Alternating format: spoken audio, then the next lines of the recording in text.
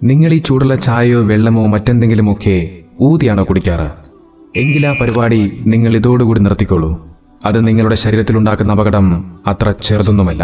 ചൂടുള്ള ഭക്ഷണപാനീയങ്ങൾ തണുക്കാൻ വേണ്ടി നിങ്ങൾ അതിലേക്ക് ഊതരുത് എന്ന് 14 സംവത്സരങ്ങൾക്ക് മുമ്പ് തന്നെ അള്ളാഹുവിന്റെ റസൂൽ നമ്മോട് പഠിപ്പിക്കുന്നുണ്ട്.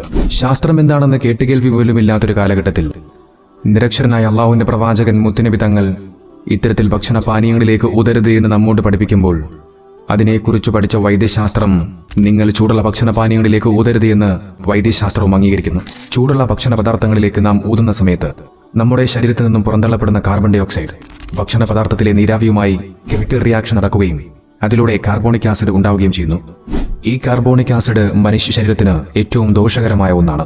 മാത്രമല്ല, ഈ കാർബോണിക് ആസിഡ് രക്തത്തിലെ pH ബാലൻസിനെ അസ്വസ്ഥമാക്കുകയും ഉപാപചയ അസന്തുലിതാവസ്ഥയ്ക്ക് കാരണമായി തീരുകയും ചെയ്യുന്നു. രോഗാണുക്കളും മറ്റുള്ളവരിലേക്ക് പകരുവാനും കാരണമായി തീരുന്നു.